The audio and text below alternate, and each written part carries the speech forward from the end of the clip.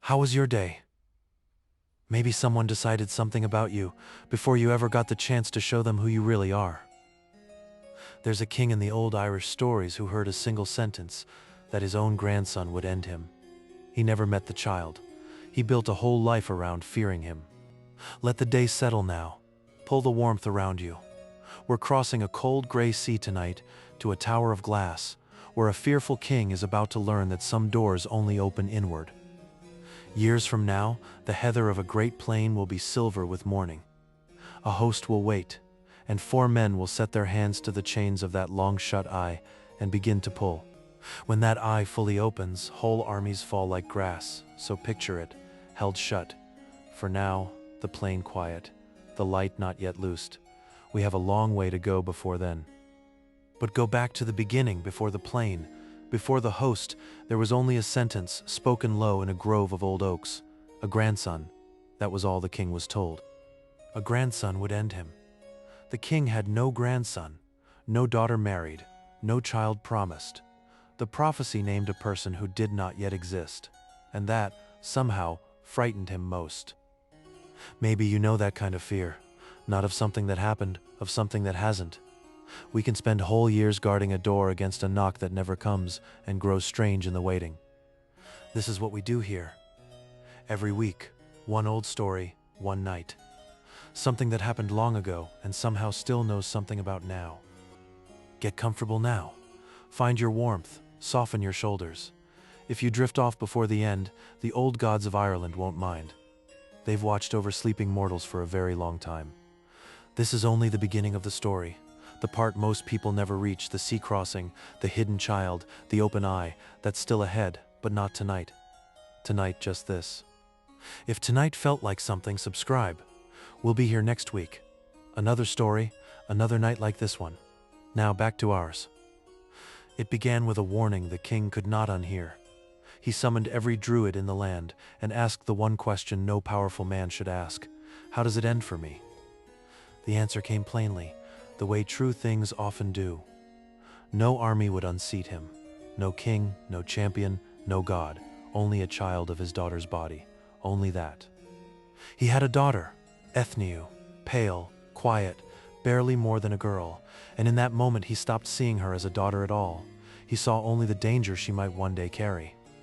So he did what frightened men with power do. He decided the future could be locked away. He would simply make sure she never met a man, never had a child, never gave the prophecy a door.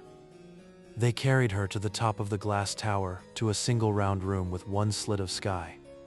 12 women to mind her, sworn never to speak of men, a garden, a well, a rowan tree, and a door that only opened from outside. He thought he had closed the story. He had only narrowed it to a single thread, and far across the cold gray sea on a humble shore, that thread already had another end.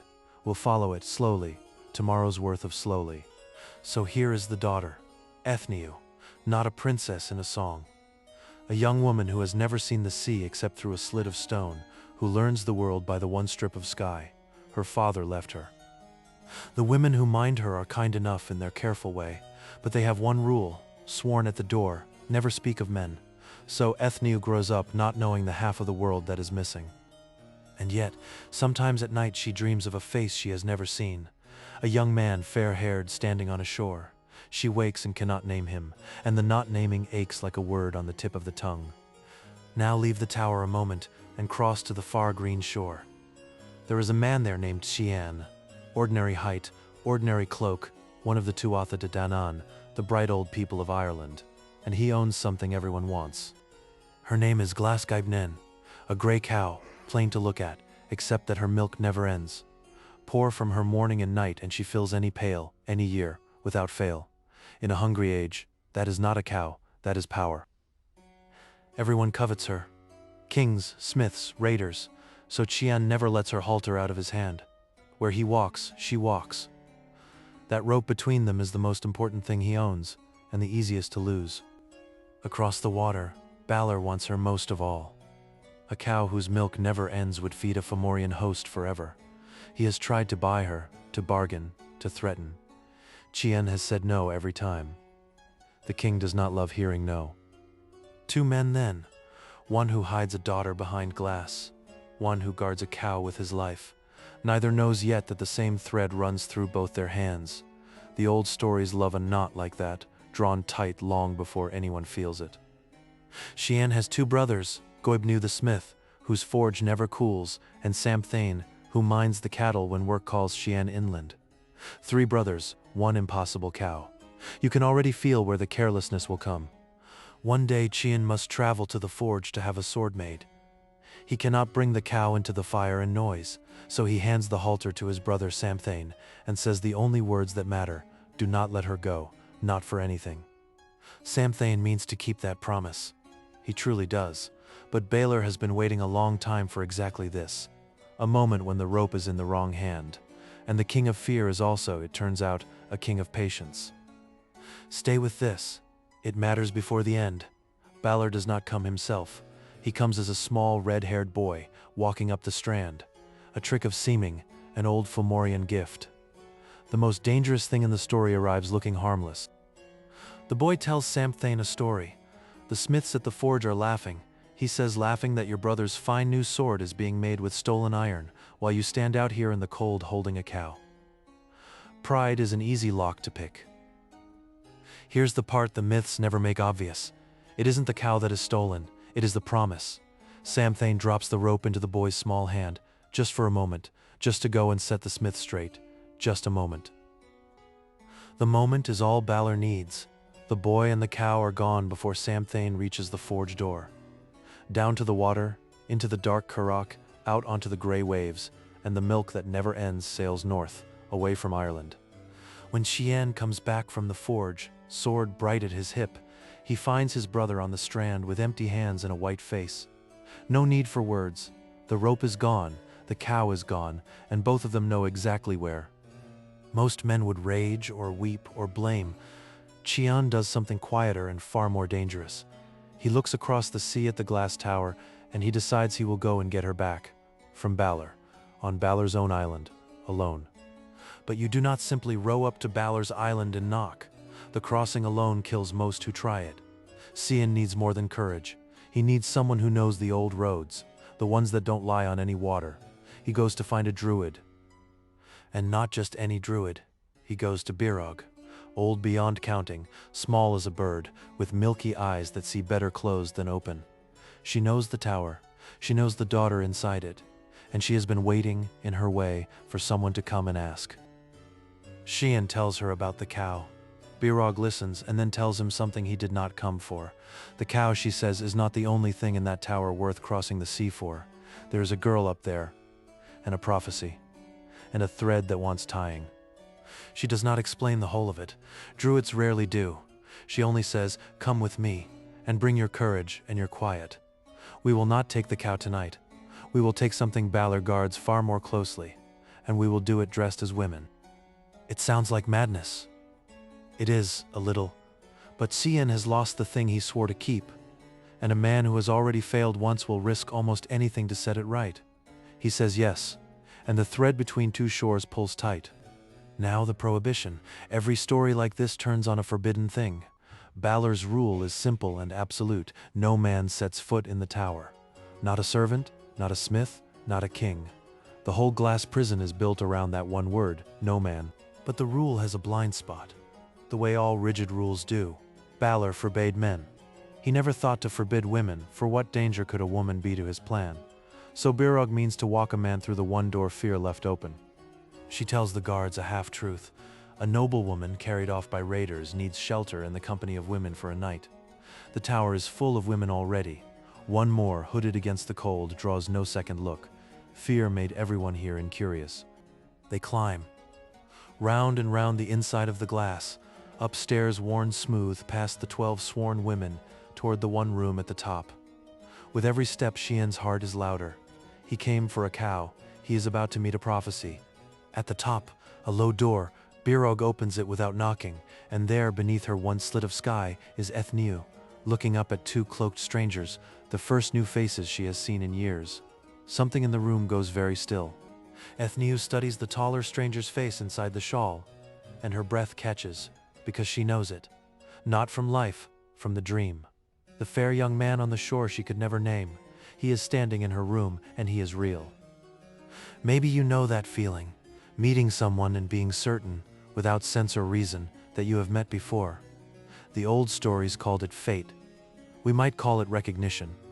Either way, the room is suddenly far too small for it. Birog steps back to the door to keep watch, and to give them the only thing she came to give, a little time. Outside, the sea goes on.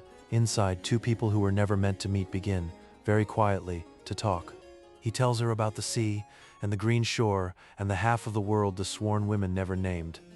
She tells him about the strip of sky, and the dream, and the face she finally has a name for. The night is not long enough. This is the hinge of the whole story, so let it stay gentle. Two people the king kept apart his whole life are together in one room, because of fear, not in spite of it. He built this tower to keep them away from each other. He built the very place they meet. Before dawn, Birog touches Chian's shoulder. They must go, while the dark still hides them. Leaving is its own kind of ache, but Birog, who knows more than she says, only smiles. Some doors, once opened, do not fully close again. They slip down the stair, past the guards, out into the spray, and Birog wraps them in her gray-green mantle and carries them across the water the way only she can. Not by boat, but by the old high roads of the air. And so Chian comes home without the cow he went for, and with something the king would have killed to prevent. He does not know it yet, neither does Ethniu, alone again under her strip of sky. But the prophecy has its door now. It only needs time. The seasons turn. In the tower, Ethniu carries a secret that grows heavier and rounder, and the sworn women say nothing, because they too are afraid of the king. Whatever else they are not cruel. They keep her quiet, and they wait. And then, on a night of wind off the sea, it is not one child, it is three. 3 sons born in the high room of the glass tower under the one slit of sky. 3 small lives the prophecy could wear like a cloak. The king's whole fear tripled in an hour. 3 babies cannot be hidden in a tower of listening women forever. A cry carries, a whisper slips, and on Balor's island, the king has very good ears for the one sound he has spent his life dreading, the sound of his prophecy being born. When Balor learns the truth, he does not rage the way you might fear. That is the chilling part. He goes very calm, very ordered. A man who planned around this for a lifetime simply moves to the next plan. The children, he says, will go to the sea. He gives the order to a servant. Take the 3 to the deep water, wrap together, and let the sea have them. No blade, no blood, just the cold and the waves and the end of a fear. He tells himself it is not cruelty, it is safety. Men tell themselves many things. But here the story turns, the way the best ones do on a small thing dropped, not a great thing done. As the servant carries the 3 across the harbor, the pin that holds their wrapping slips. One small bundle falls free into the water and drifts away unseen. Let's pause here by the water and ask a quiet question. Why did the Irish tell a story about an eye that destroys whatever it sees? Where does a fear like that come from? The answer is older than the tower and closer to home than you'd think. The Fomorians, Balor's people, were how the old Irish pictured the harm that comes from the sea in the dark, blight, storm, famine, the bad year that ruins the harvest. Balor's eye is the killing frost given a face, a thing you cannot reason with, only survive. And the eye kept shut by chains. That is the oldest wisdom of farming folk. The worst is always there, just behind the lid. You do not defeat the frost forever. You hold it off, season by season, and you are grateful for every door it does not come through. The grandson who ends him is just as old a thought. The young always come for the place of the old. Spring undoes winter. The new crop rises on the rot of the last. The Irish did not find this sad. They found it true and oddly comforting. Nothing terrible lasts. So when you hear Balor cast his grandsons to the sea, you are hearing winter trying to keep spring from ever coming. It cannot, of course. That is the whole point. Hold that gently as we go back to the water and to one bundle, still drifting. Birog has been watching the tower from afar, the way druids watch, not with eyes. She feels the small life slip into the water before anyone on the island knows it is gone, and she moves, fast as weather, out across the waves. She reaches the child before the cold does. Lifts the small wet bundle out of the sea into the warmth of her old mantle. 1 survives. 2 are lost to the water, and the story will grieve them quietly later. but one is enough to undo a king. She carries him not to the tower, and not to Cian's open shore where Balor's spies might look, but to a hidden place, a sea cave behind a curtain of falling water, where the light comes off the waves and no one thinks to search. And then she does the wisest thing of all. She does not raise him in secret herself, hidden away forever. That is only a smaller tower. She gives him to be fostered, openly, among people who will love him and never know what he is. This is the secret heart of the old tales, and it's worth keeping. A hidden child raised in fear becomes small. A hidden child raised in love becomes large. Balrog hides him not in a cage, but in an ordinary happy life. That is how you truly keep a thing safe. The child is given a name as he grows, Luke. It is a bright word, a word like sunlight on water. And though no one tells him where he came from, the brightness clings to him from the start. Other children are quick. He is quick at everything. Give him a sling, and the stone goes where his eye goes. Give him a harp, and it sings on the first try. Give him a riddle, and he has it before the asker finishes. The fosterers shake their heads and say, "There has never been a boy like this one." Far away in the tower, his mother does not know he lived. Ethnu grieves 3 sons she believes the sea took, and her grief makes her quieter than ever. The king is satisfied. The danger is drowned, he thinks. He even sleeps better. Fear can be such a poor reader of the sea. But Balrog visits the boy as he grows, an old woman who comes and goes, teaching him things the other children never learn. The names of the winds, the roads in the air, how to wait, and how when the moment finally comes, not to wait at all. And she takes him in time to his own people, the Tuatha De Danann, the bright old folk of Ireland, to the smith Goibniu, to the silver-handed King Nuada, to the hall where the harps hang. She does not say who his grandfather is. Not yet. The boy must grow into that. Cian, meanwhile, is still Cian. Still grieving the cow he never recovered, still carrying the night in the tower like a stone in his chest. He does not know the boy in the green hills is his son. The thread is woven through them all, and none of them can see the whole cloth. Let's hold the 4 of them in our minds a moment, like figures around a low fire. The fearful king, the grieving daughter, the wronged father, the bright unknowing son. 4 people, 1 prophecy, and a sea between them that is about to grow very small.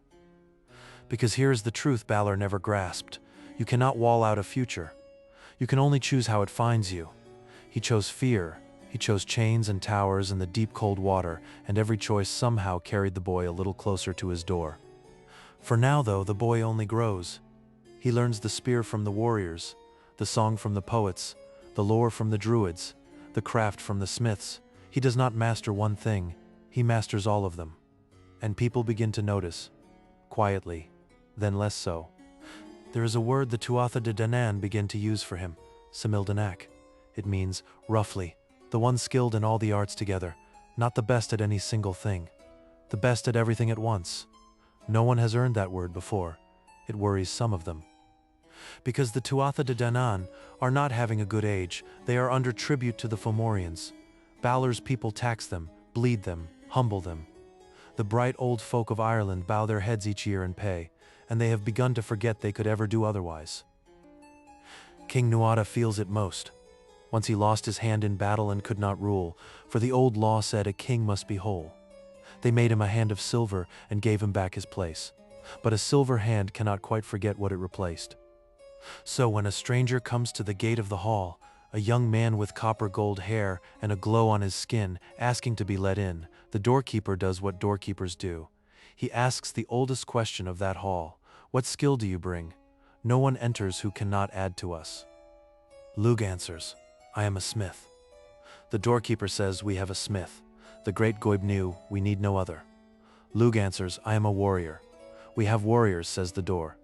"I am a harper. We have a harper. I am a poet. We have poets."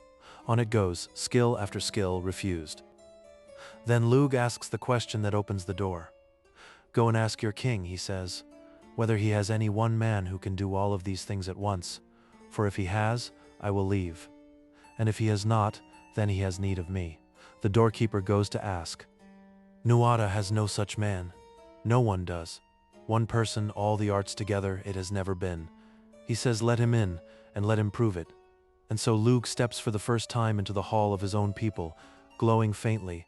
carrying a sling he has not yet had reason to use. Inside, they test him, half hoping he will fail. There is a great flagstone on the floor of the hall that 80 oxen could barely move. Lift that, they say, if you are so much. Lug sets his hands to it and rolls it out the door and back, and does not breathe hard. They give him the harp. He plays the 3 strains the old harpers prize: the sleep strain, the laugh strain, the weep strain. The whole hall weeps, then laughs, then drifts towards sleep, and wakes amazed. Whatever this young man is, he is not ordinary, and Nuada begins to think a dangerous, hopeful thought. The thought is this: we are paying tribute to Balor, we are bowed and bled and afraid, and here, walking in out of the green hills, is a man who can do anything. What if the long age of bowing does not have to be forever? What if it could end with him? Nuada does something kings rarely do. He rises from his own seat, the high seat, and offers it to a stranger for 13 days, so the wise young man can lead while the king learns from him. Pride is the price of hope, and Nuada pays it without flinching. From that seat, Luke begins to do the thing no one else could. He looks at the bowed, frightened Tuatha De Danann, and he does not see what they have become. He sees what they were, and could be again, and slowly, person by person, he begins to give it back to them. He calls them by their crafts: Goibnu, who can forge a spearhead in 3 blows; Dian Checht, who can heal a mortal wound; Credni the bronze worker; Luta the right. He reminds each of them what their hands can do, and that together, their hands could do far more than pay a tax. It is not a speech that does it, it is the looking. He looks at frightened people as though they are already brave, and something in them rises to meet the looking. Maybe you felt that once. Someone seeing the best of you so clearly that you had no choice but to become it.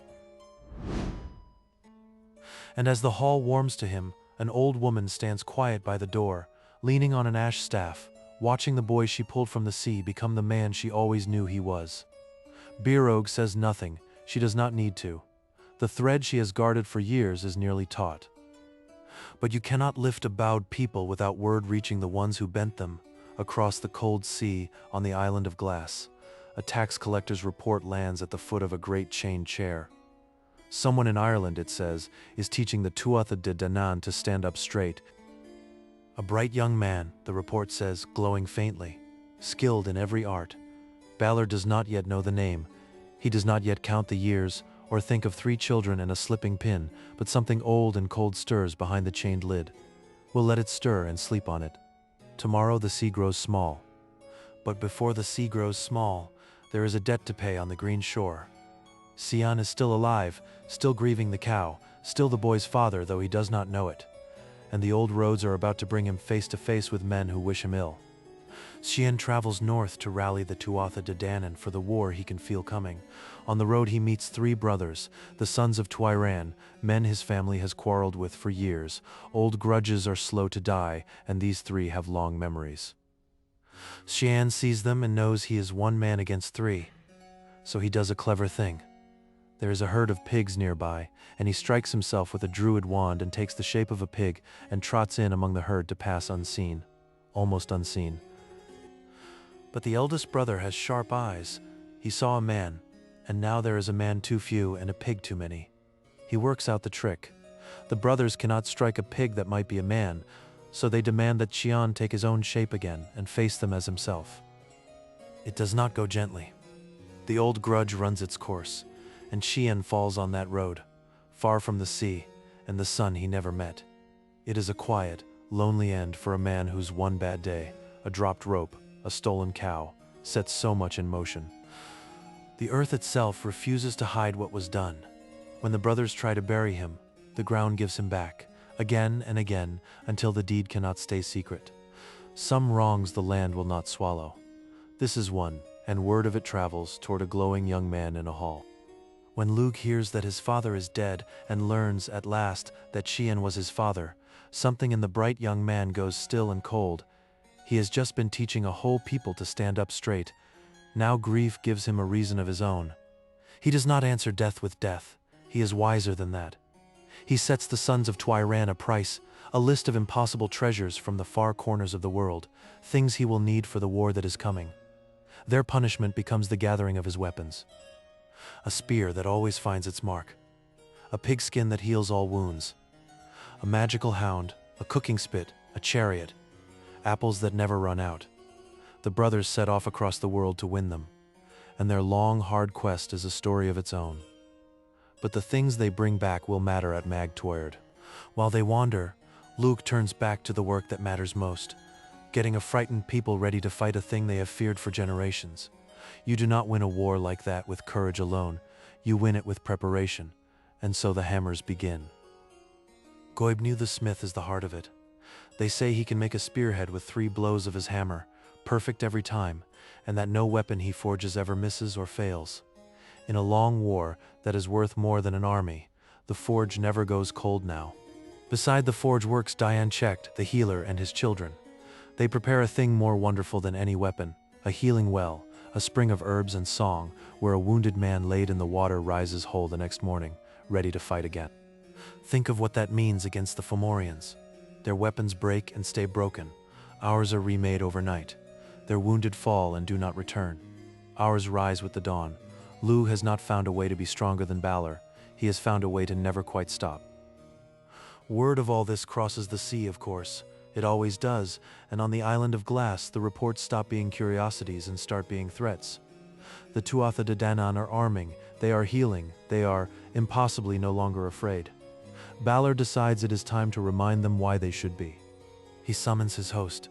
The Fomorians gather on the island and on the dark ships, a sea people, hide and iron and brine, led by kings of storm and blight, and at their center the great change chair, and the one weapon none of them has ever truly needed help to win a battle, the eye. Cethlen, Balor's wife, is no idle queen. She reads omens, and the omens she reads now trouble her. She tells Balor what the signs say plainly. A young kinsman of yours will be your undoing husband. Take care at the Great Plain. The king has heard this before. He hoped it drowned. A young kinsman, Balor turns the word over. He has no living grandchildren, he made sure of that years ago, with a slipping pin and the cold, deep water. He tells himself the omen is old fear echoing, but fear, once you have fed it for a lifetime, is very hard to starve. Meanwhile, in the tower, the mother neither side remembers grows older by her strip of sky. Ethnu does not know there is a war coming, or a bright young leader on the green shore, or that one of her drowned sons is the reason for all of it. She only knows the Rowan turns red again. We'll come back to her. The old stories never quite forget the quiet ones. But for now the drums are gathering on both shores, and a bright young man is standing on a hill, looking across a sea that no longer feels so wide, beginning to understand exactly what he was born for. Lugh climbs to the ring of standing stones, the high place where the druids read the years. He wants to know what Birog has never quite told him plainly. Who am I? He asks the wind and the old woman beside him. Why does the glow cling to my skin? The answer has waited a long time. She tells him everything. The prophecy, the tower of glass, the mother under her strip of sky, the 3 sons cast to the sea, and the slipping pin, and the small wet bundle she lifted from the cold water with her own 2 hands. You, she says, you are the one he tried to drown. Imagine learning that your whole life was an escape you don't remember. That a king across the water built a tower and chained an eye and drowned your brothers, all to stop you, before you had a face, before you had a name, and that he is still out there, still afraid. Lugh does not rage. That is what makes him dangerous. He grows very quiet, the way deep water is quiet. And he asks Birog the one practical question that will decide everything. The eye, he says. Tell me about the eye. How is such a thing ever beaten? Birog tells him the eye's terrible secret, and its one weakness. It destroys whatever its gaze falls upon, but it is vast and heavy and old. Balor cannot open it himself anymore. It takes 4 men and 4 chains to haul the great lid up, and it is slow. Slow to open, slow to aim. Slow, Lugh repeats, and he looks down at the leather sling coiled at his belt, the one he has carried since he was a boy, the one that never misses. A weapon that is slow to open, and a man whose stone goes wherever his eye goes. Stay with that thought. He certainly does. He goes back down to the forges with a purpose now, not just a war but a target. He needs his stones to fly truer and harder than any sling stone ever has.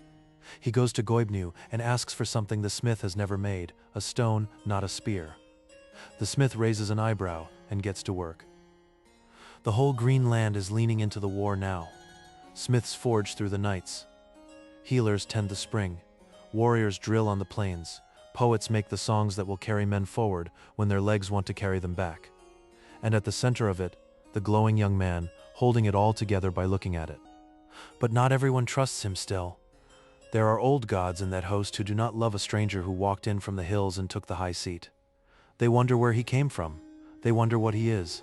Some loyalty he will have to win the hard way in the field where it counts. There is a first smaller clash before the great one. There always is. A Fomorian raiding force lands on the coast to test the Tuatha De Danann, to see whether the rumors of their new courage are true. Lug rides out to meet them, not with the whole host, but with enough to make a point. The point is made. The Tuatha De Danann fight like a people who remember what they are. The Fomorian raiders, who expected frightened farmers, meet something else. Disciplined ranks, spears that do not break, men who do not run. The raiders fall back to their boats, shaken, and carry the news north. It is a small victory, but small victories are how a frightened people learn that the big one is possible. That night the camp is loud with something it has not held in generations, not bravado but belief, and the old doubting warriors look at the glowing young man a little differently now. Across the water, the news lands harder. A raiding party beaten back is one thing. A people who have stopped being afraid is another entirely. Balor understands now that this will not be settled by raids and tribute. It will be settled on a field all at once, the old way. He names the place, Mag Twyard. Both hosts begin the long march toward the Great Plain. From the north, the Dark Sea people, hide and iron, the chained chair carried in their midst. From the south, the bright old folk, spears gleaming, the glowing young man at their head, two tides, one shore. The plain has been waiting a long time for them. But Lug is too precious to lose early. He is the one who holds the host together, the maker of its courage, the man with the sling. So the other kings make him swear to stay back from the front line at first, guarded, kept safe, while the armies test each other. He swears it. He does not like it. The first days of the battle are not the storm everyone fears. They are a grinding tide. The two hosts meet on the heather, and fall back, and meet again. And here the Tuatha De Danann's great secret begins to tell, the forge in the healing spring, quietly turning the war. Each night, the Tuatha De Danann gather their broken weapons and carry them to Goibniu, who makes them new by dawn. Each night they carry their wounded to the spring, and lay them in the singing water, and by morning the men rise whole. The Fomorians cannot understand it. The enemy will not stay beaten. Across the field, the Fomorian captains grow uneasy. Their spears break and stay broken. Their dead stay dead. The Tuatha De Danann they wound at dusk are back at dawn, whole and grim. Something is keeping the enemy whole, and the Fomorians cannot fight what they cannot find, so they go looking for it. They send a spy, a clever, treacherous figure who slips across the lines by night to find the source of the enemy's endless strength. He finds the forge, he finds the spring, and he learns the one thing that could turn the war back toward the dark, how the magic might be broken. This is the part the war could be lost in. The forge can be raided, the spring can be fouled. The Tuatha De Danann's endless strength is not endless if someone reaches its source, and the spy carries that knowledge back across the heather to the chained chair and lays it at Balor's feet. Balor sends his own son to strike at the spring to foul the healing water, to break the thing that keeps the enemy rising. And for a time it works. The water goes dark. The wounded laid in it do not rise. The tide of the war shudders and begins slowly to turn back toward the dark. Here is the lowest point of the long battle, and the most important to remember. The Tuatha De Danann's great advantage is gone. Their wounded stay wounded now. The forge alone is not enough. The bright host, which had begun to believe it could not lose, learns again what every people must, that it can. And this is the moment Luke cannot bear to stay back any longer. They made him swear to keep safe, to be guarded while the armies bled. But a leader who hides while his people lose hope is no leader. He breaks from his guard and walks out toward the front, glowing, where everyone can see him. What he does then is not fight. It is worse for the enemy and better for his people. He walks the line on one foot, with one eye closed, the old posture of a man making a great war spell, and he chants. And as he chants, he calls every name, every craft, every reason these people have to stand. It is the looking again, the same gift from the hall, now at the scale of a whole army. He sees them brave, and they become brave. The hope that drained out of them at the dark spring comes flooding back, hotter than before. The line steadies, the line holds, and then for the first time, the line moves forward. The Fomorians did not expect this. They thought they had broken the enemy's strength at the spring. Instead, they find the enemy's strength was never only in the water. It was in the young man who could make a frightened people remember itself. And he is out from behind his guard now, in the open glowing where Balor's captains can see him. Word runs back through the dark host to the chained chair, a young man, glowing, rallying the enemy single-handed, turning a lost field. Balor hears it, and the old cold thing behind his sealed eyes stirs all the way awake. A young kinsman will be your undoing. He begins at last to count the years. 3 sons cast to the sea, a slipping pin, a bundle that drifted and was never found, a glow that no Fomorian and no ordinary man has ever had. Balor counts, and the count comes out the way prophecies always do. Exactly, and too late. The grandson is not drowned. The grandson is on the field. And now the fear that built a tower and chained an eye and drowned 3 children does the last thing fear ever does. It reaches for the biggest weapon it has. Balor turns to his attendants, and he says the words he has held back for a lifetime. Open the eye. It is time. Lift the lid. But the eye is vast and old and heavy, and opening it is slow. The chains draw taut. The great lid begins to lift, a hand's breadth no more, and already a seam of sickly green light spills out across the heather, and the grass goes gray where it touches. Hold that image. We'll step back from it a moment and breathe. Let's pause here, with the lid half lifted, and ask a gentler question. Why did the Irish tell so many stories about hidden children, the heir cast away, raised in secret, returning grown? Lug is one of many. The pattern meant something to them, something worth carrying into sleep. Fosterage was real, and everywhere, in old Ireland. Children were sent to be raised by others, to forge bonds between families, to learn from the best, to be loved by more than blood. A child raised away was not abandoned. He was woven into a wider net of belonging. So when the storytellers hid Lug among foster folk, their listeners did not hear a tragedy. They heard something true about their own lives, that a child kept safe by many hands grows strong, and that the love which raises us is not always the blood that made us. Birog knew this. Balor never did. And the heir who returns grown, that is the deepest comfort of all.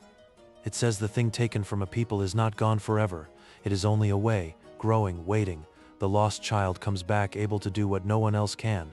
The Irish told this story again and again because they needed to believe it. Maybe we do too. So hold both children in your mind as we go back to the field. The one Balor drowned who lived, and the one in all of us, the part that was sent away, or hidden, or kept too long behind glass, and that comes back, in its own time, grown and able. Now. The eye is still opening, and Lug has seen it. Lug sees the green light spilling across the field, sees the grass go gray, sees Balor's attendants straining at the chains, and he understands, in one cold, clear breath, that this is the moment everything was built toward, not the war. This, the eye, opening slow, and the sling at his belt.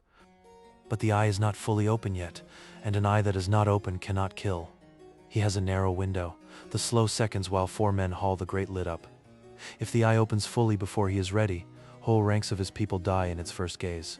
If he is ready first, he ends a war with 1 stone. He does not have time to reach Balor on foot. The field is wide, the host is between them. So Luke does the only thing left. He unwinds the sling he has carried since he was a boy, the one that never misses, and he reaches for the stone. Goibnu made him round, true, and heavy as a final word. We are very close to the first turning of the whole tale now, so let it slow right down. The green light sweeps, the chains haul, the lid lifts, and a young man fits a stone to a sling and begins without hurry to swing. Hold your breath with the field. We'll let the stone fly soon, but not quite yet. Because before the stone, there is a thing worth seeing on the other side of the field. Balor, straining, half-blind with his own gathering light, does not yet know who stands across from him. He only knows the prophecy is here, and that he must open the eye before it finds him. Fear, hurrying, makes its last mistake. The mistake is this: to kill with the eye, Balor must open it fully, and to open it fully is to make it, for one slow instant, a wide and undefended target. The very thing that makes the eye deadly is the thing that makes it vulnerable. The lid that hid it must rise. And when it rises all the way, the eye has nowhere left to hide. And here the two halves of the prophecy meet. The grandson Balor, drowned to keep the eye safe, is the very one standing ready the instant the eye is forced open. Everything the king did to prevent this made it certain. He chained the eye, so it must be hauled open slow. He drowned the boy, so the boy grew strong and far away and came back unknown. Every lock he turned cut a key. This is the first great turning of the tale, not the end, but the hinge it all swings on. The eye is open, the stone is ready, and for one held breath, the whole long story, the tower, the sea, the slipping pin, the bright unknowing boy comes down to the space between a sling and an eye. We'll let it hang there one more moment. But the first climax of a story this old is never quite the simple thing you expect. Because as Lugh swings, the eye finishes opening, and its first full gaze falls not on him, but on the Tuatha De Danann ranks beside him. The light pours out, and where it falls, the bright host begins, terribly, to wither. For one awful moment, it looks as though Balor was right all along. The eye is open, the bright host is falling. The young man's single stone seems a small and foolish thing against a light that kills whole ranks. This is the darkness inside the first victory, the cost shown plainly before the turn. But Lugh does not stop swinging. That is the whole of him in one act. The light sweeps toward him, and he does not flinch, does not run, does not close his eyes. He holds his aim on the one undefended thing in all the dark host, the wide-open eye, and he waits for the gaze to turn his way. Because when it turns to him, it will be looking straight down the line of his stone. The gaze turns. Slowly, vast, the great eye swings across the field toward the one bright figure still standing where all others have fallen. Balor's killing light comes around to find the glowing young man, and finds him already aimed, already swinging, already waiting for exactly this. The hunter looks at last upon his prey, and the prey is looking back down a stone. We will let the stone fly, but in the next breath. Not this one. For now, hold the field exactly here, the eye open, the gaze locked, the glow unflinching, the sling at the top of its arc. A lifetime of fear and a lifetime of hiding, finally facing each other across a misty plain, in the half-second before everything changes. Rest in that stillness a moment. The turning comes soon. While the stone waits at the top of its arc, look once at the others on that field, for they are part of this too. Nuada, the silver-handed king, who gave up his high seat so this moment could come, the smith whose forge made the stone, the druidess by the standing stones who pulled the boy from the sea. None of them throws it, but all of them are in the throw. And far across the cold water, though she cannot see it, the quiet mother in the glass tower is in the throw as well. Ethne, who dreamed a face she could not name, who held 3 sons for one night under her strip of sky. The stone that is about to fly was, in a way, set spinning the night 2 strangers met in her high room. Everything returns to that. Now, Lugh releases. The stone leaves the sling with a sound like a snapped harp string, and it crosses the misty plain faster than the eye that hunts it can flinch. Goibniu's stone, true as a final word, flies straight down the line of the open gaze, straight into the center of the eye that has terrified the world. The stone strikes. It drives clean into the great open eye and does not stop. It carries the eye backward, through Balor's own skull, so that the killing gaze that looked out now turns and pours its light back into the dark host behind him. The weapon that was meant to end the bright folk turns in one stone against the dark. For one long moment the field holds utterly still. The vast figure that built a tower and chained an eye and drowned 3 children sways at the center of his own host, the light going out of him.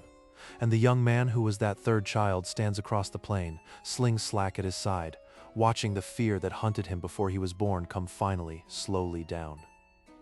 The great eye is dark. The king who held the worst behind a lid for a lifetime has loosed it once and lost. But here is the thing, the old story is careful to show. The falling of Balor is the first climax, not the last. The dark host is broken, but not yet ended, and a battle that has turned can turn again.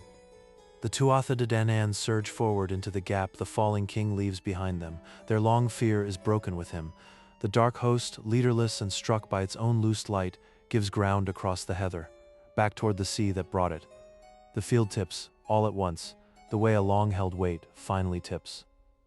But a broken army is not a finished war, and a cornered one is dangerous. The Fomorian captains rally what they can. There are fierce kings among them still, and the loosed eye did not fall on all of them. As the bright host presses forward, the dark host turns at the sea's edge to make one last stand. The first victory has bought a harder fight, not ended one.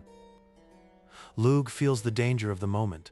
A host that thinks it has won can grow careless, and a careless host can lose a battle it had already won. So he does again what he does best. He steadies them, he calls the ranks back into order. The fight is not over, he tells them. Not until the sea has them. Hold the line. The two hosts close one last time at the sea's edge, where the heather gives way to black stone and gray water. It is hard and close and bitter, the way the end of a long war always is. But the bright folk fight now without the thing that beat them for generations, fear. And a people without fear is very hard to drive back into the sea. Slowly, the dark host gives way. They fall back to their ships, those that can, and push out onto the gray water that carried them, leaving the black cliffs to the bright folk. The sea that brought the Fomorians takes them home again, beaten, with the body of their fallen king among them. The long age of tribute is breaking on the shore. On the cliffs, the bright host stands and watches the dark ships go. There is no cheering, not yet. There is the strange quiet that comes after a thing you feared your whole life finally ends. They had carried the dread of that eye for generations. Now the dread is sailing away over gray water, and they hardly know how to stand without it. Lugh stands a little apart from the others, as the leader of a thing always does in the moment after. He has done what he was born to do. The prophecy is kept. The eye is dark. And he feels not triumph, exactly. Something quieter and stranger. The end of a purpose he never chose, that chose him before he had a name. And his thoughts turn, for the first time, across the water to the glass tower and the mother he has never met. She does not know the war is won. She does not know her drowned son is the one who won it. She does not even know he lived. The prophecy is kept, but the family it broke is still broken. That is the next part of the story. But that is for later nights. For now the bright host turns back from the sea toward the green land they have won, carrying their wounded and their weary and their dead, and the strange light feeling of a fear set down at last. The march home is slow, no one is in a hurry.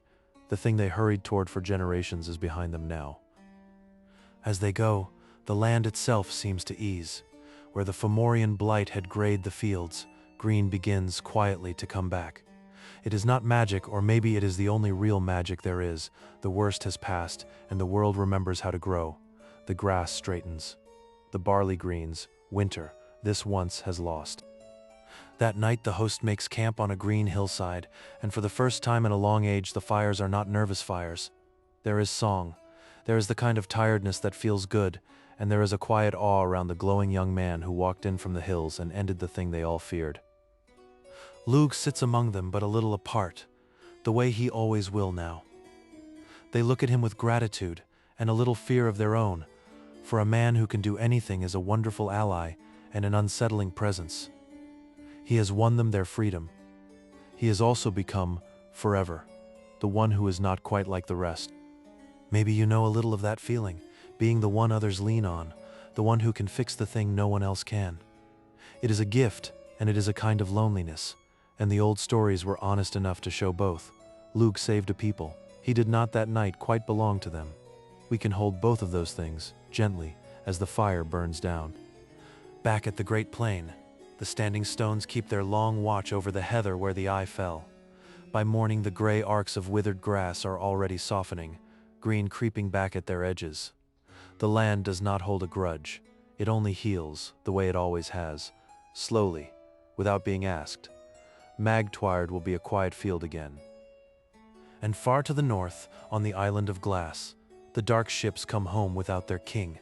The news climbs the tower stair at last, to the high round room under the strip of sky, where a pale woman has waited a lifetime without quite knowing what for. Her father is dead, and the one who felled him bore a glow she would have known if she had ever seen it. She does not weep for him, exactly. He was the father who locked her behind glass, who took her sons to the sea, but he was her father, and grief is not always clean. She stands at her slit of sky a long time, holding the white shell at her throat, and feels the tower around her change, for the man who built it to cage her is gone, and the door, perhaps, will open at last. We are at the first great resting place of the tale. The eye is dark, the king is fallen, the land is greening, the tower is unguarded. It feels almost like an ending, but the old stories know that the fall of the thing you feared is never quite the end. There is the after to live through. There is a mother and a son who have never met, and there is a new shadow, even now, gathering at the edge of the green peace. For even as the bright host celebrates, the wisest among them know a hard truth. The Fomorians are beaten, not destroyed. They have a sea to hide in and long memories. And the eye, though dark, was not the only terror they carried. Somewhere out on the gray water, the survivors are already asking the oldest question of the defeated: how do we come back? And there is something else, closer to home, that the victory has stirred. The stone that ended Balor was forged by Goibnu, in a forge the Fomorians already once sent a spy to find. The bright folk's great strength is known to the enemy now. The forge, the spring, the glowing young man, all of it is a map the dark host carries home in its memory. Lug senses it before the others do. A man who can do anything is also a man who can see what is coming, and what he sees is that this piece is real but not finished. The eye is dark, but the world that made the eye is still out there, still hungry, still capable of growing a new terror to replace the old one. The story is not over, it has only changed shape. So the first great victory closes not with a feast that solves everything, but with a quiet vow. Lug will not let the bright folk forget themselves again. He will keep the forge burning, the spring guarded, the people ready. He has ended one fear. He will spend the peace making sure they never need to be ruled by another. That is the harder, longer work. It begins now. Rest here a while at the first turning. The eye that terrified the world is dark. The boy cast to the sea stands grown and victorious on a high hill, and a fear that built towers and chained light and drowned children has finally, completely fallen. Hold that quiet, because tomorrow, the after begins. The mother, the new shadow, and the long peace that must still be won. For now, just breathe. The worst has passed. The morning after a fear ends is a strange one. The bright folk wake on their green hillside, and for a moment forget that the worst is over. Then they remember, and the remembering is gentle. No tribute to gather this year. No eye on the horizon, just the smell of damp grass, and a low gold sun, and a quiet they had forgotten how to keep. Lug walks the camp in the early light, and the people he passes do not bow exactly, but they straighten. He gave them that, the straightening. A leader who taught a frightened folk to stand. He could rest on it, but there is a thread in him still pulling north, across the water, toward a tower and a mother who thinks her sons are drowned. He goes to find Birag, who has appeared at the camp's edge the way she always does, without seeming to arrive. He asks her the question that has sat in him since the cliffs. "My mother," he says. "Ethniu, does she know I lived? Does she know what I did?" And the old druidess, who has kept so many secrets, tells him, "Not yet, but she could." But before any reunion can come, the new shadow shows itself. A boat reaches the green shore from the north, not a warship, a small one carrying a single Fomorian survivor under a branch of truce. He brings a message from the scattered dark host, and the message is not surrender. It is a warning and a threat and a kind of dark promise. The eye is dark, the messenger says, but the sea is not empty. Balor had kinsons and grandsons of his own, and other Fomorian kings who never came to Mag Twyard. They will not forget this. The blight will come again, in a lean year on a cold wind. You have won a battle. You have not won the sea. Remember that, when the harvest fails. It is the oldest threat there is, dressed as a man. The blight will come again. The frost will return. The lean year always comes around. Balor is dead, but the thing Balor stood for, the cold that ruins the harvest, the dark that waits behind the lid, that cannot be killed with a stone, it can only be met, season after season, forever. Lug hears the threat and does not flinch, because he already understood it. This is the second weight the old story sets on him, not to win a battle, which he has, but to make a people ready to face a danger that will never fully go away. The work after the victory is harder than the victory. It is the work of every year, not one day. He sends the messenger back with an answer of his own. Tell your kings, he says, that the bright folk will plant and reap and store and stand ready every season. Tell them the eye is dark and will not open again, and tell them that the land has remembered how to grow, and a land that remembers is very hard to starve. The boat pushes off north. With the threat named, Lugh turns at last to the unfinished thing in his own blood.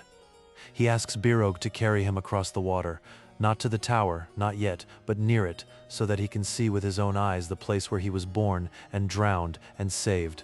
The old druidess wraps him in her gray-green mantle and lifts him north over the sea.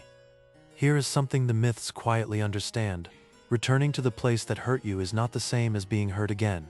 Lugh comes back to the island of glass not as a drowning infant, but as a grown man who ended the king who drowned him. The cliffs that were once his death are just cliffs now. The change is not in the place, it is in him. He looks up at the tower, at the single high window slit where, somewhere behind clouded glass, his mother has spent her whole life looking out at a strip of sky. He is so close now. A few hundred steps of stone between a son thought drowned and a mother who never stopped grieving. And yet the hardest distances are never the ones you measure in steps. Birog counsels patience, as she always has. The tower is unguarded now that Balor is dead, but it is full of frightened, leaderless Fomorian folk who do not yet know the war is fully lost, and who would not welcome the man who felled their king. A reunion forced now could turn to blood. The thread has waited this long. It can wait a little longer and arrive gently. So Lugh does a patient, loving thing instead of a rash one. He cannot go to her yet, but he can send her word that she is not forgotten. Birog knows the women of the tower, the sworn keepers who minded Ethniu all those years. Through them, quietly, a message can climb the stair that one son lived and remembers and is coming in time. The message climbs the stair that night, hand to hand, woman to woman, up to the high room under the strip of sky, and a token comes with it, a lock of copper-gold hair, bound in green thread, the color of the glow that ended her father. Ethniu takes it in her pale hands and goes very still. She has dreamed of that color her whole life. A woman tells her gently what it means. One of your sons did not drown. The pin slipped, and the sea gave him back, and a druid raised him in secret across the water. He grew bright and strong, and the woman hesitates. He is the one who ended your father at the Great Plain. The one. The prophecy. He lived. He lived. Sit with that a moment, the way she does. A mother told that the child she mourned is alive and grown and walking the world. The grief of a lifetime does not vanish. It turns, slowly, into something else, not joy yet, something more careful than joy. The first fragile feeling that the story of her life might not end the way she always feared. But the island is not safe, and the leaderless Fomorians grow more dangerous as the truth of their defeat sinks in. Birog knows they must not linger.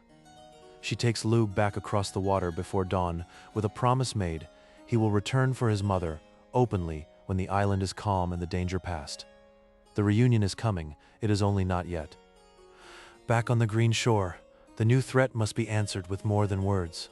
Lugh gathers the Tuatha de Danann and does the thing that will outlast him longer than any battle. He does not disband the war effort. He turns it toward the land. The forge that made weapons will make plows. The discipline that won a field will work the fields. Readiness becomes a way of living, not a single fight. He teaches them to store against the lean year the Fomorians promised. Granaries built, seed kept back. The old habits of a frightened hand-to-mouth people give way to the steady habits of a people who intend to last. If the blight comes, it will not find them helpless. Lugh is building the one defense the eye could never break, a people prepared. And he establishes something that will outlive everyone in the story. A great gathering, held each year at the turning of summer toward harvest, when the first grain comes in. Games, fairs, contests, the trading of goods and the making of peace. A day to remember that the harvest is safe for one more year. He gives it as a gift and as a promise renewed. He names the gathering for someone he loves, and here the old story does a tender, surprising thing. He names it not for himself, the hero, but in honor of his foster mother, the woman who raised him with love when the world wanted him dead. The day of the harvest gathering carries her name down the centuries. Love, not blood, gets the monument. This is what the bright young man does with his victory. He does not build a throne or a monument to himself. He builds a granary, a festival, and a habit of readiness. He turns a single triumph into a way of life that can meet the lean year every time it comes. That is the deepest kind of strength. not the stone that ends one king, but the wisdom that outlasts all of them. And when the island to the north has finally gone quiet, when the leaderless Fomorians have either sailed away or made their grudging peace, Birog comes to Lugh one last time with the news he has waited for. "It is calm now," she says.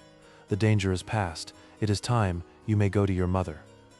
The thread is ready to be tied. They cross the water together, the old druidess and the bright sun, north over the gray sea toward the island of glass, not in secret this time, not wrapped against discovery, but openly, in the calm after the storm. The tower that was once a prison and a fortress is just a tower now, weathering on its cliff. And the door, for the first time, will open from inside. Word goes up the stair ahead of them. "He is coming. Your son is coming openly today." And in the high round room, the pale woman who has waited a lifetime rises from her place beneath the strip of sky and asks the sworn women to do a thing she has never asked before. "Open the door. Open it from the inside. I'm going down to meet him." She comes down the long curving stair she has not walked in years, past the clouded glass, her hand on the cold wall, her heart loud. At the bottom, the great door stands open to the daylight for the first time in her memory, and beyond it, the cliffs, the sea, the sky, the whole world her father took from her, given back, and on the threshold, a figure, glowing faintly gold. They meet on the threshold of the tower, the mother who held him for one night and grieved him for a lifetime, and the son who never knew her face but carried her dream color in his skin. There are no grand words. The old story is wise enough to leave them mostly to silence. A pale hand reaches up to a glowing face, a face she dreamed of long ago, finally real, finally hers. And then Birog does the kindest thing of all. She leads Ethnew out of the tower, across the threshold she has never once crossed, onto the clifftop in the open air. The pale woman who lived her whole life behind clouded glass stands for the first time under the whole sky, the wind off the sea in her unbound hair, her living son beside her. The strip of sky is a strip no longer. Maybe you know a little what that first whole sky feels like. The moment a thing that confined you for a long time finally opens, and the world is so much larger than the slit you'd learned to live by. It is overwhelming and gentle at once. Ethnew stands in it, and her son holds her arm, and for the length of one long breath, the prophecy that broke this family becomes the thing that heals it. We will leave them there a while, on the open cliff under the whole sky, and let the day settle. The eye is dark, the thread is named and met, the mother is free, and the son is found. But the story is not done telling us what it means, and there is still a long, calm road of nights ahead. For now, rest in the wind off that sea. The worst is far behind. The healing has begun. The seasons turn in peace for a while, and peace is its own slow story. Ethnew comes to live among the bright folk on the green shore, in a small house with a wide door and no locks at all. She plants things and watches them grow, and learns the names of birds she only ever heard through a slit of stone. The world keeps being larger than she expected. Lugh visits her often between the long work of leading. They are strangers learning to be family, which is its own gentle labor, a lifetime of missed years to fill in, slowly with ordinary talk. He tells her of his fosterers, his learning, the war. She tells him at last of the 3 sons, and the one dream, and the strip of sky. They grieve the lost brothers together. It helps. But the threat the Fomorian messenger named does not forget itself, even when the bright folk would like it to. Far out on the northern sea, the scattered remnants of Balor's host are not gone. They are gathering slowly, the way cold gathers, quietly, at the edges, in the lean places. And they have found among Balor's kin a new leader hard enough to dream of revenge.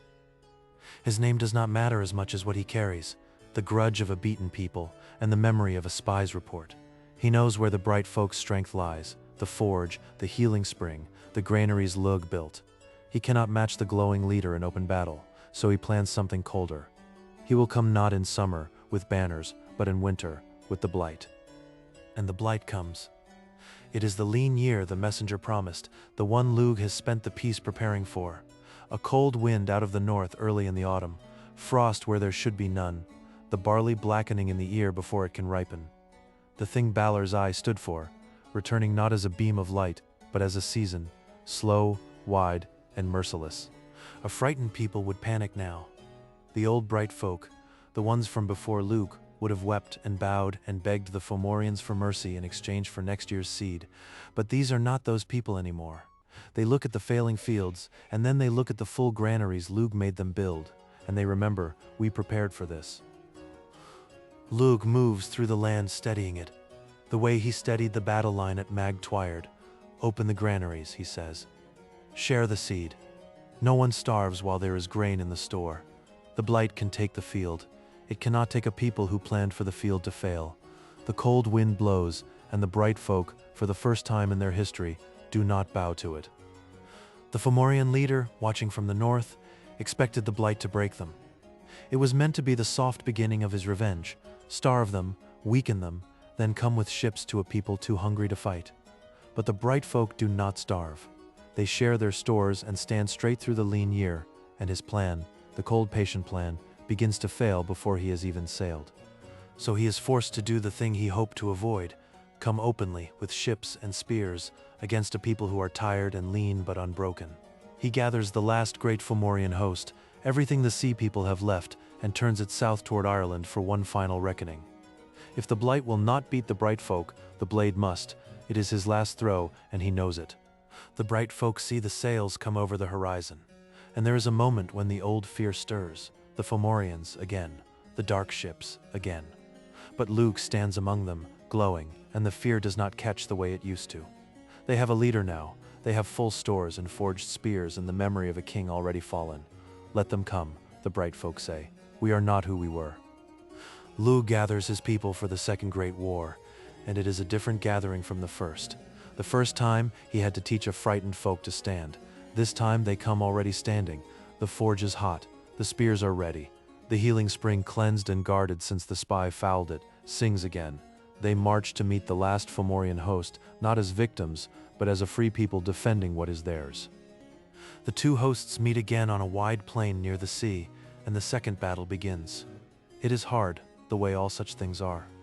But the bright folk fight now with everything Lug built into them, the unbreaking spears, the rising wounded, the steady discipline, and above all the absence of the fear that once did half the enemy's work for them. The Fomorians find the bright folk far harder to break than the legends of their old timidity promised. Through the long day, the forge and the spring do their quiet work again. Each break in the fighting, the bright folks' weapons are renewed and their wounded restored, while the Fomorians grind themselves down with no way to replenish. The dark host is fighting its last strength. The bright host is fighting from a deep, prepared store. Slowly, the difference begins to tell, as it did before. But the Fomorian leader is no fool, and he has a last card of his own. He has searched the old places of the sea people for any terror that survived Balor's fall, and he has found one, not an eye, but a thing nearly as bad. A great storm beast, a creature of wave and wind that the Fomorians once chained as Balor chained his eye, kept for the direst need. He looses it on the bright host. The storm beast crashes onto the field, and for a moment the second battle threatens to become the bright folks' undoing after all. Wind tears the banners. Wave swallows the strand. The disciplined line buckles before a thing no spear can reach. Here is the new threat at its worst. Proof that the fall of Balor did not end the danger, only changed its shape. The bright folk had grown almost confident. The sea reminds them why they should not. This is the lowest point of the Second War, and it asks the hardest question of Lug. The eye he beat with a single perfect stone. But you cannot sling a stone into a storm. The storm beast has no single weakness, no lid that must open. It is everywhere and nowhere, wave and wind. The glowing young man, who could do anything, faces for the first time a thing that cannot simply be aimed at. And he must find another way. And here the old story shows its deepest wisdom about Lug. He is not the hero of one trick. He is Simildanach, the one skilled in all the arts together. The sling was only his hands. He has the harp too, and the lore, and the war spells the druids taught him. A storm of wind and wave is, in the end, a thing of sound and rhythm, and there is no one alive who knows rhythm better than he. He does not fight the storm. He plays to it. He sets his hands to the harp and begins the three great strains, the old harper's prize, and against a thing made of wind and rhythm. The right music is a weapon after all. He plays the sleep strain into the heart of the storm, the slow strain that once put a whole hall gently to sleep, and the storm beast, which is half wild and half music itself, begins impossibly to listen. The wind drops first, then the great waves slow. The storm beast, lulled by the sleep strain of a master harper, sinks lower and lower over the strand, its fury draining into the slow gold music, until at last it settles back into the sea it rose from, not destroyed, but soothed, sent back down into the deep water to sleep. The bright folk lower their arms in wonder. Their leader beat a storm with a song. With the storm beast gone, the Fomorian leader has played his last card and lost it. The bright host, which had buckled, straightens again, and now there is awe in them as well as courage, for they have seen their leader do a thing no sling could do. The tide of the second battle turns for the final time, and this time there is nothing left in the dark host to turn it back. We will let the battle hang there a moment, turning and rest. Because the end of the Second War is close now, but the old story is not in a hurry, and neither are we. A storm has been sung to sleep. A people who once bowed to every cold wind now stand on a strand they refuse to give up. Breathe in that turning tide. The hardest part is behind. What comes next is the long, quiet settling of a war finally won. The Fomorian leader sees his cause is lost. The blight failed. The storm beast is sung back into the deep. His host is breaking on a shore it cannot hold, against a people it can no longer frighten. He is the last of Balor's line to dream of ruling Ireland, and he watches that dream go gray around him like the barley in the frost. There is nothing left to do but get to the ships, those who can. But Lug does not let the dark host simply flee to come again another year. He has learned the lesson of the first victory, that a danger not finished returns. So he presses the advantage, drives the Fomorians fully to their ships and out onto the gray water, and this time he does a thing the bright folk never dared before. He follows them to the water's edge and makes them swear, before they go, a binding oath. The oath is the truly wise thing, wiser than any killing. He does not ask them to surrender their pride or their sea. He asks them to swear the one thing the bright folk actually need, that the Fomorians will never again blight the harvest of Ireland. That the corn will ripen, that the milk will flow, the fruit will set, the fields will yield. Bind that, he says, and you may go home with your lives. It is a strange kind of victory, and the best kind. Lug does not try to destroy the cold, the blight, the sea dark. He is wise enough to know that cannot be done. The lean year will always be possible. Winter will always come. Instead, he binds the worst of it by oath and prepares his people against the rest. He makes a peace the land itself can keep, and the Fomorian ships turn north for the last time. The bright folk stand on the shore and watch the dark ships go, and this time the quiet that follows is different from the quiet after Mag Twyred. That first quiet was the strange numbness of a fear just ended. This one is deeper and warmer, the settled calm of a people who know, now, that they can meet the dark and outlast it. Not once, always. That is a thing worth more than any single victory. They march home through a land that the bound oath is already mending. The frost that gripped the early autumn loosens. A late gentle warmth comes back across the fields, and what grain survived the blight ripens after all in the soft light. It is not a great harvest that lean year, but it is enough, because they prepared for it to be, and next year, the oath promises, the corn will ripen full. Ethniu greets her son when he comes home from the Second War, at the door of her small unlocked house, and she does not say much. She has lived a whole life in fear of her father's enemies and her father both, and now both are gone, bound or fallen, and her son stands whole before her, with a harp on his back and a quiet in his face. She simply takes his hand. There is nothing left to be afraid of. That to her is the whole miracle. And Birog, the old druidess who set all of this in motion, who pulled a drowning child from the sea, who carried a father into a tower, who guarded a thread for a lifetime. Birog comes to see the family she made, once, and then she does what such figures do at the end of their work. She goes quiet. She steps back into the oak groves and the high stones, her task complete, content to be forgotten, so long as the thing she saved lives on. Lug, for his part, becomes what the prophecy half promised and half threatened, a king of the bright folk in his time. Not a tyrant like the one he felled, but the kind of leader who teaches a people to need no rescuing. He reigns, the old stories say, for a long and bright span, and the land prospers under him. And the harvest gathering he founded is kept every year, joyful in the turning of summer toward autumn. But we are getting ahead of the story, the way fond tellers do.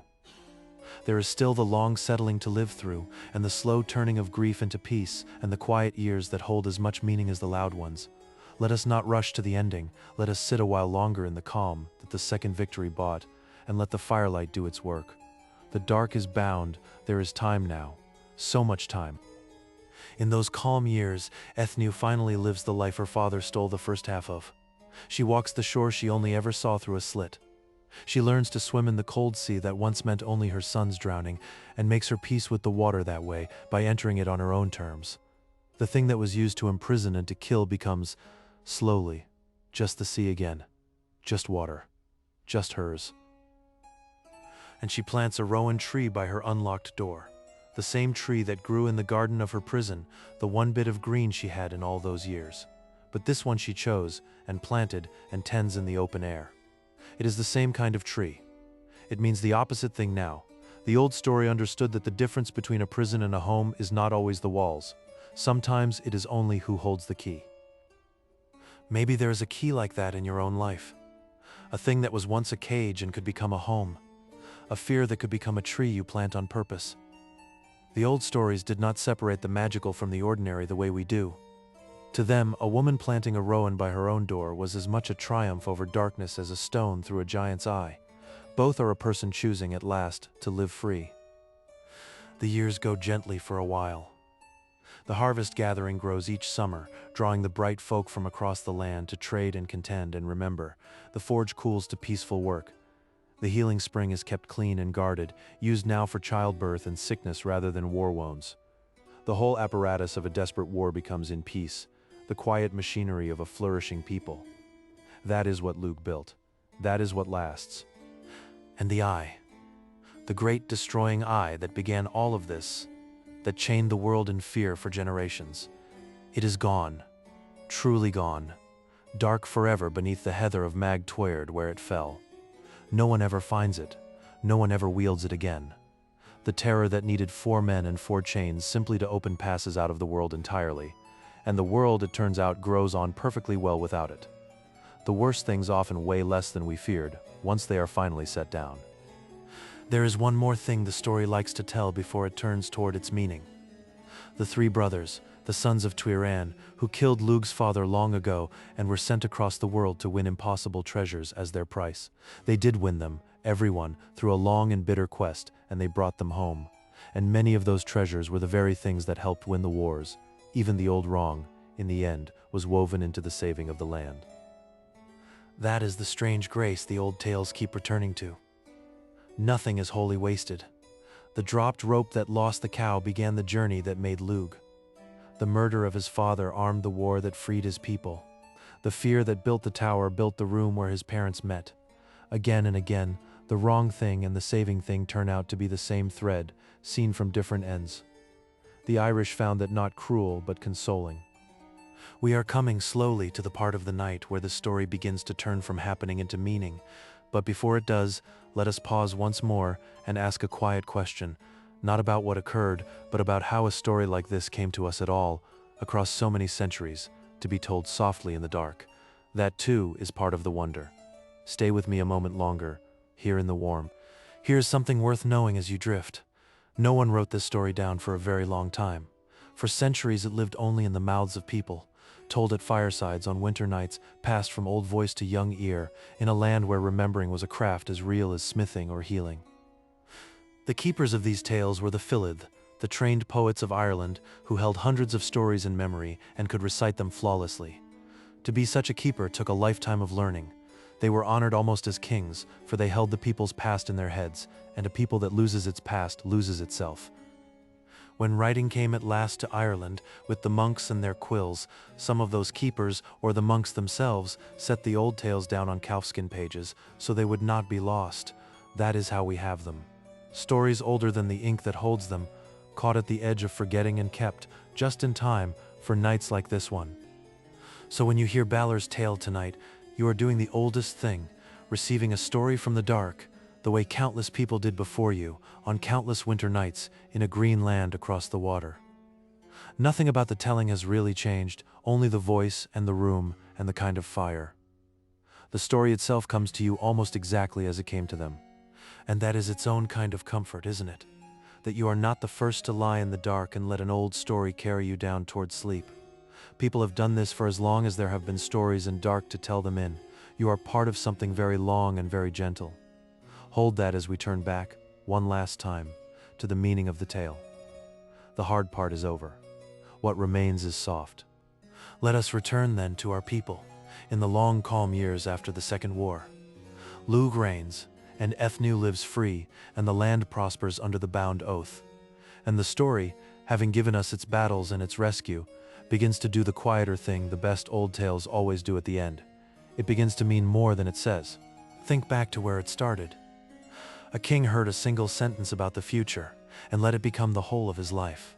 Everything Balor built, the tower, the chains, the cold water, he built out of one fear, held too tightly for too long, and every wall he raised against the future became, somehow, a step the future climbed toward him. There is a deep human truth folded into that. We will open it gently. How often does that happen, in smaller ways, in ordinary lives? We fear a thing so much that we arrange everything around avoiding it, and the arranging itself shapes the very outcome we dreaded. The parent who fears losing a child holds so tight the child must leave. The heart that fears being hurt builds a tower so high no love can climb it. Balor is not only a giant in a story, he is a shape we know. The old story does not scold Balor for this. That is what makes it wise rather than preachy. It simply shows what fear, given total power, will do, and it shows the alternative standing right beside it, in the form of an old druidess who met the same future and answered it completely differently. Birog also knew the prophecy. She did not build a tower, she built a life, and the life won. Two people, one prophecy. The king who tried to cage it, and the druidess who tended it. He chained an eye and drowned 3 children and lost everything. She wrapped one child in a warm mantle and gave him an ordinary, happy life, and through that ordinary love, the whole land was saved. The story sets them side by side and lets you feel, without ever saying it, which way of meeting the future actually works. This is the darkest, most important truth at the center of the whole tale. So let it land softly. The thing Balor feared was not evil. A grandson is not evil. The future is not evil. What destroyed him was not the prophecy. It was his terror of it. He was not undone by Lugh. He was undone, slowly, across a lifetime, by his own fear, wearing Lugh's face. The eye that killed the world could not save the one who held it. And Lugh, his opposite, shows the other half of the truth. He could do anything: sling, harp, lore, warspell, leadership. But the thing that actually saved his people was none of those skills alone. It was the way he looked at frightened folk and saw them brave until they became it. His real gift was not power, it was sight. He saw the best in people, and his seeing made it real. There's the whole story, really, in those two ways of seeing. Balor's eye looked at the world and destroyed whatever it fell upon. Lugh's gaze looked at the world and called the best of it forth. One sight withered, one sight kindled. And the tale is, in the end, the long contest between those two ways of looking, the eye that kills what it sees, and the eye that saves it. Maybe that is the gentlest thing to carry from all of this, as the night deepens, that we each have a little of both eyes in us, a gaze that can wither, fearful, guarding, expecting the worst, and a gaze that can kindle, that looks at a tired person, or a frightened one, or our own reflection, and chooses to see what is good and possible there. We get to choose, most days, which eye to open. The old story knew that. It hoped we would too. But we are getting near the threshold of meaning where this part of the story likes to rest, and there is no hurry to cross it tonight.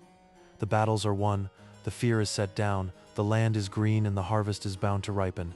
Mother and son are free, and the old druidess has gone quiet into her groves, content. Let us sit a little longer in that peace, before we name what it all means. Just breathe, everything that needed to happen has happened. In the calm years, Lugh and his mother walk the shore together sometimes at evening, and she asks him about the brothers she lost, the two the sea kept. He cannot give them back to her. No one can. But he tells her what he can, that they live in the story now, the two lost sons named alongside the one who lived, never forgotten. Grief, the old tales knew, is not erased by a happy ending. It is only carried, at last, in company. And Ethne, who spent her first life behind glass and her second in the open air, comes to a kind of peace with all of it, even her father. Not forgiveness exactly. Something quieter, an understanding. She came to see that the man who caged her was himself caged by a fear so total it ate his whole life. She had been a prisoner of the tower, he had been a prisoner of the prophecy. Of the two, she was, in the end, the freer one.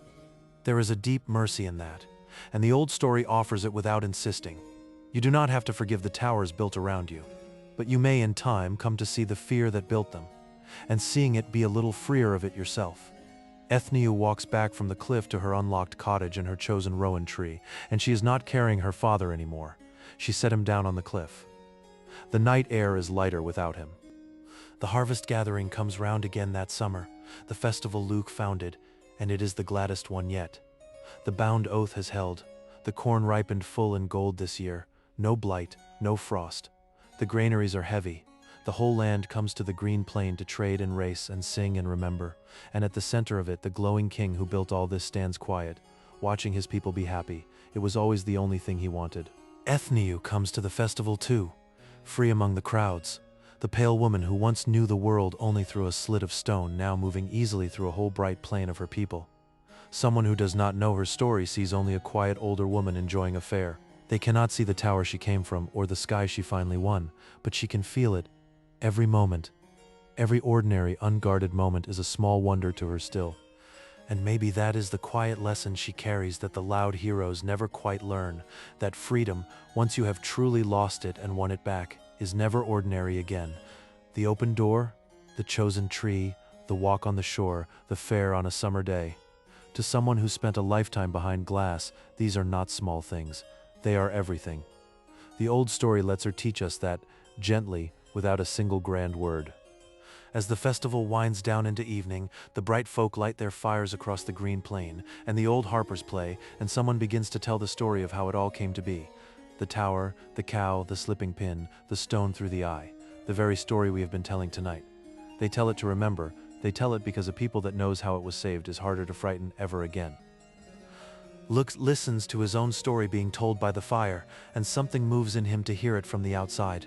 The boy cast to the sea, the stone through the eye, made already into legend while he still lives. He does not correct the teller or claim it. He lets the story be the people's now, not his. That is the last and quietest wisdom of a true leader. He gave them their courage. Now he gives them the story too, and steps back into the firelight like anyone else. We are nearly at the place where the night turns fully toward rest, and the story has almost finished telling us what it means. There is just the long, gentle settling now, the fires burning down on the festival plain, the people drifting towards sleep under the summer stars, the old tale safely passed to new keepers. Everything is well, everything has come round right. Stay with the warm a little longer. There is nothing left to fear, and nowhere left we need to hurry to. In the years that follow, the tale of Balor's Eye becomes one of the great stories of the land, told everywhere, in every season. Children learn it, poets polish it. It grows the way living stories grow, gathering new details in one place, shedding them in another, but always keeping its heart. The caged future, the destroying gaze, the boy the sea gave back, the stone that ended a lifetime of fear. And the land itself keeps the story, in a way no manuscript can. There are headlands along the Irish coast that the people came to call by Balor's name, a great sea cliff where they said his fortress stood. Places where, they whispered, the giant with the terrible eye once walked. The stories sank into the very ground, so that to walk that coast is to walk through the tale, even now.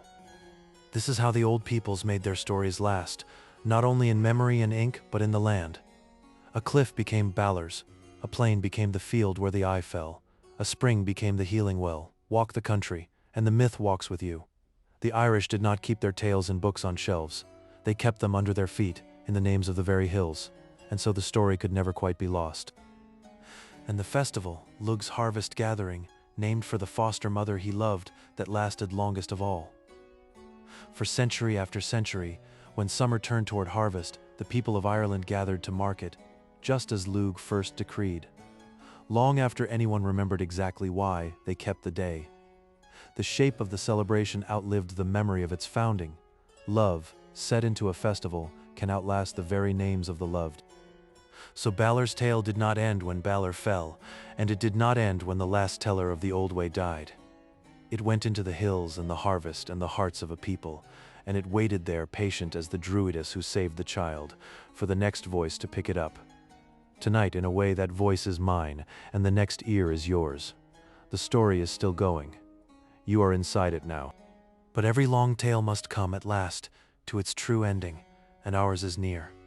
We have walked from a fearful king on a cliff to a free woman with a rowan tree, from a chained eye to a harvest fair, from a stone through the dark to a story sunk into green hills. There is just the final turning left, the gentlest part, where the people of the story take their rest, and so soon may you. Stay with me through the last of it. Lug reigns long and well, the stories say, and when at last his bright span comes to its end, it is not in fear or chains, but full and honored, his work complete, his people free and flourishing. He gave the land a harvest and a festival and a way of standing unafraid, and these outlive him by 1,000 years. The boy the sea was meant to drown became the man who taught a whole people not to fear the dark. There is no better ending than that. And Ethne, who had the longest sorrow and the quietest triumph, lives out her free years by the sea, tending her rowan, walking her shore, growing old under the whole open sky she once knew only as a slit. When her own end comes, gently, in her own home with the door open to the sea air, she is not afraid. She has already had the only thing she ever truly wanted, to be free, under the sky, with her son found. The rest is just rest. The tower of glass stands empty on its northern cliff for a long age after, weathering in the salt wind, its door swinging open, its high room bare. Sometimes a passing sailor sees it and shivers, not knowing why. The fear that built it is long gone, but the shape of the fear remains for a while, the way an old scar remains after the wound has healed. And then in time, even the tower falls, and the sea takes the stones, and there is only the cliff, and the wind, and the gray water. That is the last mercy of the old story. Even the monuments of fear do not last. The tower falls. The chains rust to nothing. The eye is long buried and forgotten. But the harvest still comes. The rowan still berries. The sea still shines under the open sky. The things that fear tried to cage or kill go on, quietly long after the fear itself has crumbled into the waves. Life is patient that way. Life outlasts what tries to stop it. We have come a long way tonight. You and I, across a cold sea, up a tower of glass, through 2 great wars, to a quiet shore and a rowan tree and a story sunk into green hills. The fearful king has fallen, the caged daughter is free, the lost son is found and honored, the dark is bound, and the harvest is safe, and the tale is passed on. There is nothing left unfinished, there is only the soft business of rest now. So let your thoughts begin to slow now. The way the fires on the festival plain slowed, the way the storm beast slowed under the harp. There is no battle left to fight, no eye left to fear, no door left locked. Everything in the story has found its place, and you can begin gently to find yours, settling deeper, breathing slower, letting the green land and the quiet sea hold you the way they held the bright folk at the end of their long peace. There will be time in the meaning to come to gather what this old tale has given us, but not yet. For now, just rest in the picture of it. A free woman by a rowan tree, a bright king watching his people be happy, an old druidess content in her quiet groves, a sea that shines instead of threatens. Hold that. Let it soften. Let the worst of the story stay far behind you, where it belongs, buried under green heather, with the dark and silent eye. The bright folk's long peace held for an age, the stories say. Other tales came after this one, other heroes, other turnings, other nights. For the land of Ireland was full of stories, layered like the green hills themselves, each age leaving its tales for the next. But Balor's was among the oldest and the deepest, and it carried, under all its giants and magic, the simplest and truest thing, that fear, held too tight, destroys the one who holds it, and that love given freely saves more than it ever costs. Carry that with you toward sleep, if you carry anything. Not the war, not the eye, not the chains, just the quiet truth at the bottom of it all. The future you fear is not your enemy. The thing that saves you is rarely power, and almost always love. And the dark, however vast it seems, however long it has terrified the world, can in the end be met and bound and outlasted. By a people, by a person, by a single good gaze that chooses to kindle rather than wither. We are at the very edge of the story's end now, with only the gentlest part remaining. So take one slow breath here, in the warm, before we cross into the meaning and then into rest. The fearful king is fallen. The free woman tends her tree. The bright king watches his people thrive, and you are held, safe, inside the oldest and kindest thing there is, a story told softly in the dark, just for you, on a quiet night. Stay. There is a little more, and it is all gentle. Before the last turn, let us pause once more, very softly, and wonder at how far this tale has traveled to reach you. Balor's story is thousands of years old. It was carried in memory before it was ever written, in a green land across a cold sea. And yet here it is, tonight, in your room, in the dark, doing exactly what it always did, carrying someone gently towards sleep. Some things, the deepest things, do not change at all. Think of all the rooms this story has been told in. Iron Age halls with the fire in the center and the smoke in the rafters. Monks' cold stone cells by candlelight, the quill scratching. Cottage hearths on winter nights. Children half asleep on the floor. And now here, wherever you are, however your room is shaped, with whatever soft light you have. You are the newest room in a line 10,000 nights long.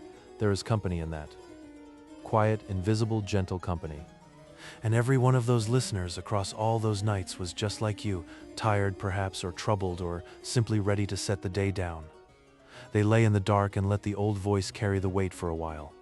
The story asked nothing of them, it only held them and turned, and brought them gently down towards sleep, exactly as it is doing for you now. That is the whole purpose of a tale told at night. Not to teach, to accompany. So let it accompany you now, the way it has accompanied so many. There is nothing you need to do, nothing to remember, nothing to solve, nothing to fear. The story has already done all its work. The king is fallen, the dark is bound, the harvest is safe, the family is whole. All that remains is for you to rest inside the peace it built. You have been a good listener. You have come all the way to the quiet end. Now you may simply let go. We will cross now into the very last of it, the meaning and then the good night. Both are soft. Both are short. Both are made to be heard with your eyes already closing. So if sleep is near, let it come. You will lose nothing. And if you are still here, still listening, just keep breathing slow and let the old green land hold you a little longer. The dark is bound, the harvest is gold, and you are safe. Let us begin to say goodnight. There is a last image the old story leaves, and it is the gentlest of all. Long after the king and the tower and the eye are gone, a rowan tree grows by an open door on a quiet shore. Berry red in autumn, white flowered in spring, green all the patient summer. No one guards it, no one fears it. It simply grows in the open air, under the whole sky, exactly as a living thing should. That tree is the true ending, not the battle. The tree, because in the end, that is what the whole long tale was for. To clear the way for the tree. To bring down the tower so a rowan could grow in the open. To dark the eye so the berries could ripen unwithered. To bind the blight so the harvest could come. Everything the heroes did, all the crossing and the fighting in the stone through the dark, was in service of one quiet thing. A living world, growing freely, unafraid. That is what was saved. That is what always matters. And maybe there is a rowan in your own life. Some living, growing thing that all your harder days are quietly in service of. A person? A hope? A small green corner of the world that you protect without quite naming why. The old story would tell you that is the point of all of it. Not the towers you tear down or the fears you fight. The tree you are clearing the way for. Keep it in your mind as you drift. Your rowan, growing in the open safe.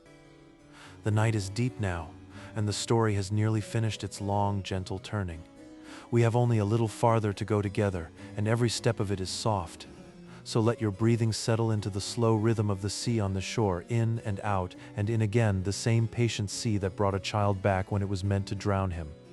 Even the sea, in this story, turned gentle in the end. Let it be gentle for you too.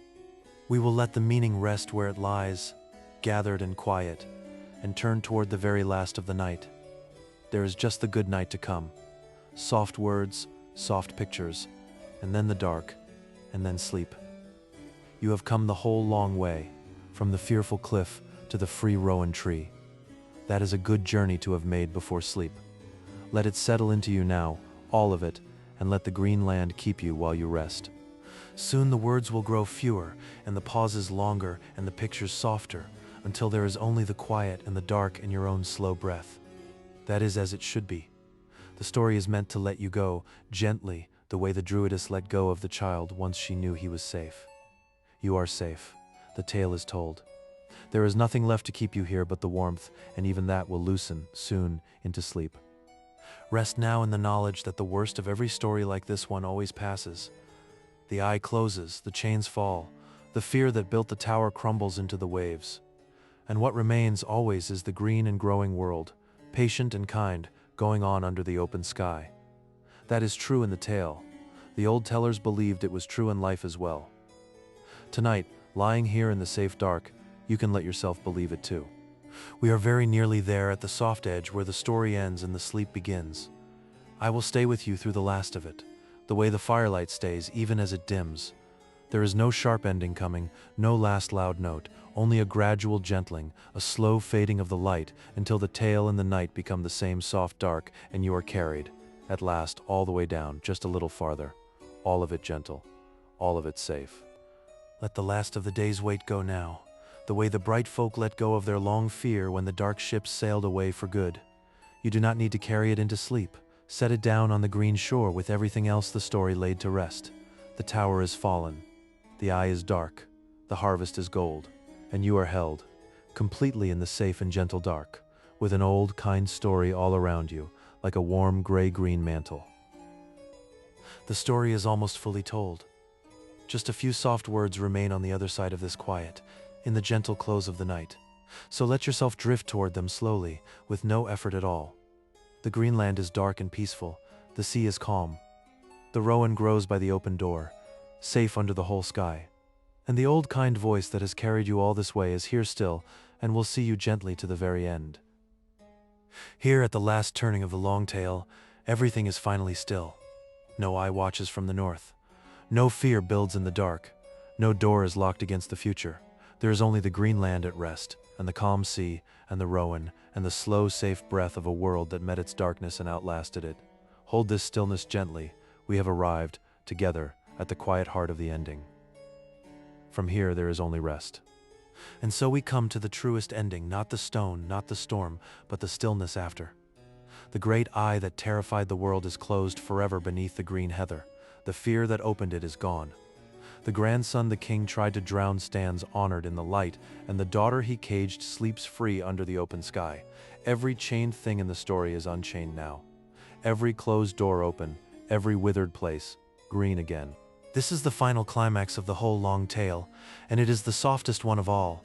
Not a battle won, but a fear finally, completely set down, by the heroes long ago and by you tonight here in the dark. The thing the story was always moving toward was never the stone through the eye. It was this, the stillness on the far side of fear, the green world breathing easy, the deep safe quiet where nothing needs to be fought anymore. Stay in that stillness now, as long as you like. There is nothing past it that you need to reach tonight. The story has brought you all the way to its calm, green, open ending, and there is room here for you to rest as long as you need. The fearful king is gone. The free woman sleeps. The rowan grows. And the old kind voice grows quiet now, its tale told, content to let you drift the last of the way alone, into the soft and certain dark. The tale is told. The eye is dark. The land is green and free, and breathing slow beneath the patient stars. There is nothing left now but the quiet, and the warmth, and your own gentle drift towards sleep. You have come the whole long way, and you have come safely. Let the last words be soft ones, and the last pictures softer, and let the green land and the calm sea carry you the rest of the way down. So rest now, fully, in the green and quiet world, the old story built for you. The fear is fallen. The harvest is safe. The rowan grows by the open door under the whole wide sky, and you are held completely in the soft dark at the gentle end of a very old and very kind tale.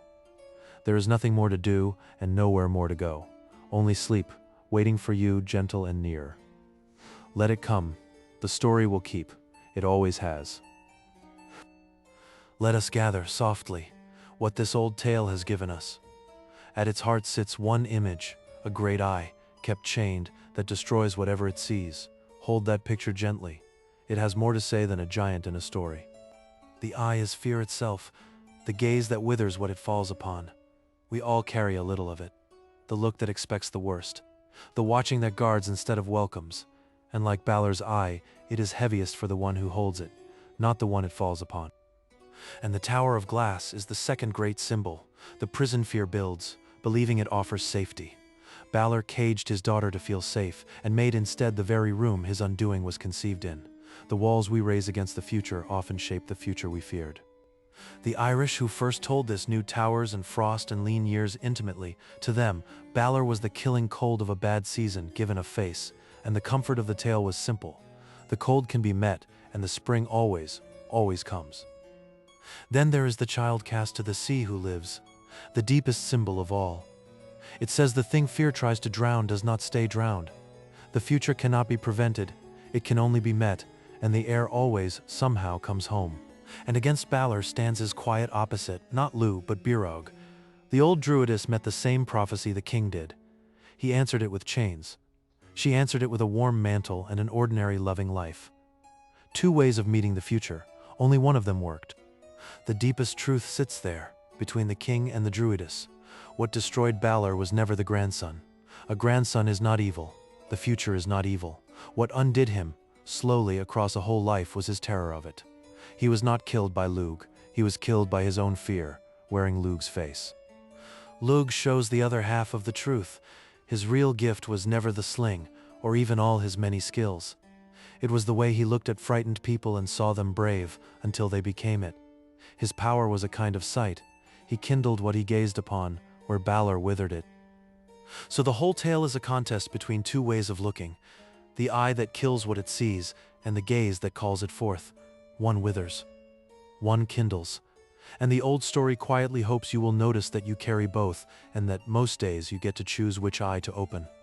There is the matter of fosterage too, the child raised in love by hands that were not his blood. The tale says, without ever lecturing, that the love which raises us matters more than the blood that made us. Lugh was saved by chosen love, not given love. So are most of us, somewhere.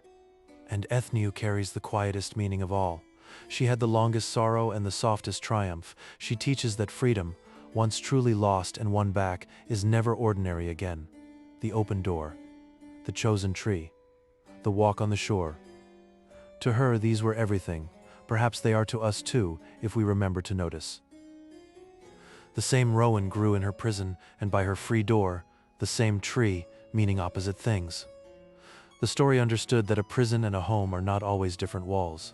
Sometimes the only difference is who holds the key. Ethniu finally held her own. There is the grace of the woven thread, as well. The dropped rope, the stolen cow, the murdered father, each wrong turned out to be tied to the saving. The Irish found that not cruel, but consoling, that nothing is wholly wasted, and the wrong thing, and the saving thing are often one thread, seen from different ends. And the storm Lugh sang to sleep holds a smaller wisdom worth keeping. Some troubles cannot be fought head-on, slung at, defeated by force.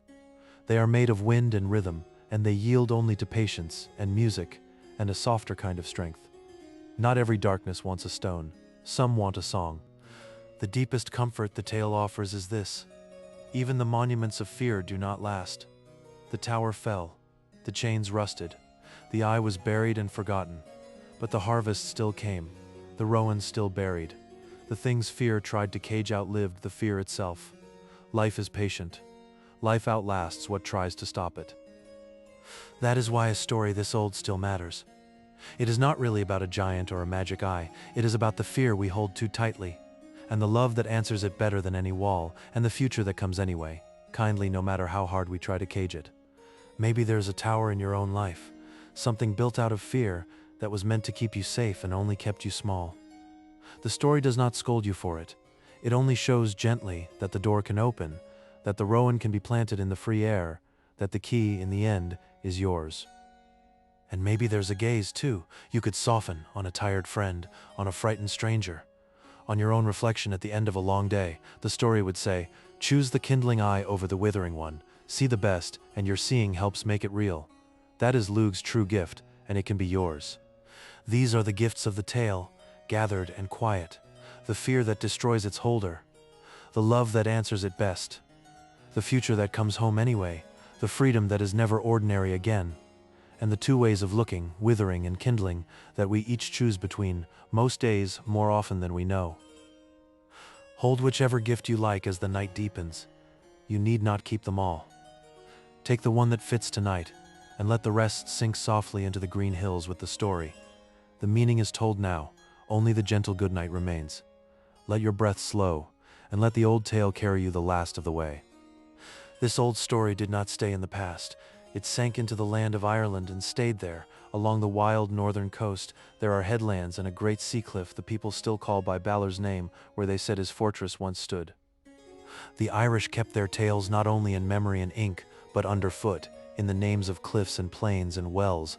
To walk that coast, even now, is to walk through the story. The land itself became the book, and it cannot easily be lost. And Lug, the bright grandson, left the longest mark of all. The harvest festival he founded, named for the foster mother he loved, was kept across Ireland for century after century, marking the turn of summer toward the gathering of the grain. Long after people forgot exactly why they kept the day, the shape of the celebration outlived the memory of its founding. Bonfires on the hills, the first loaf from the new grain, games and fairs at the height of summer. Lug's gift outlived Lug by 1,000 years and more. His name, too, lingered far beyond Ireland. Scholars find its echo in old place names across the Celtic world. Bright Lug, the many-skilled, remembered in cities and hills whose first builders honored the shining god who could do all things. And Balor himself never faded from the Irish imagination. The giant with the terrible eye became the great villain of folklore, the shape that fear took when storytellers wanted a darkness vast and old and cold. Writers and poets returned to him still, the chained eye, the glass tower, the prophecy he could not outrun.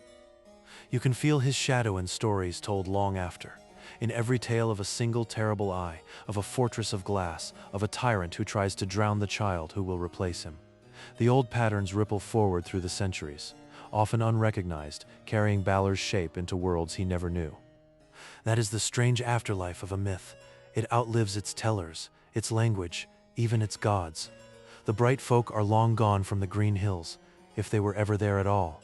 But their stories walk on, in the names of cliffs, in the turn of the harvest, in every new tale that borrows the old shapes, without quite knowing it.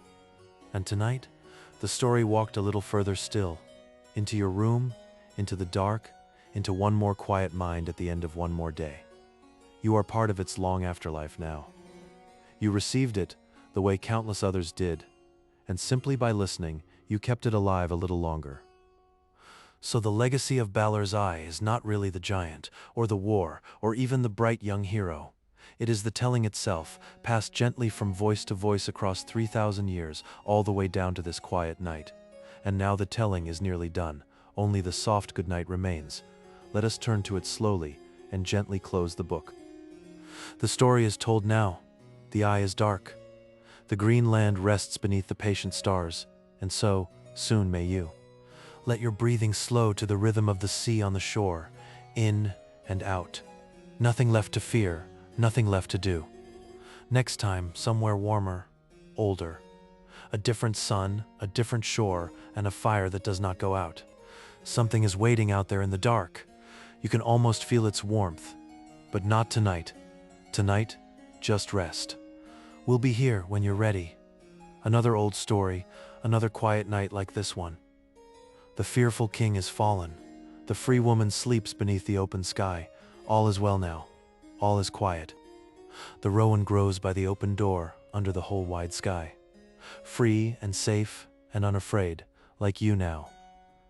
Let the last of the day go now.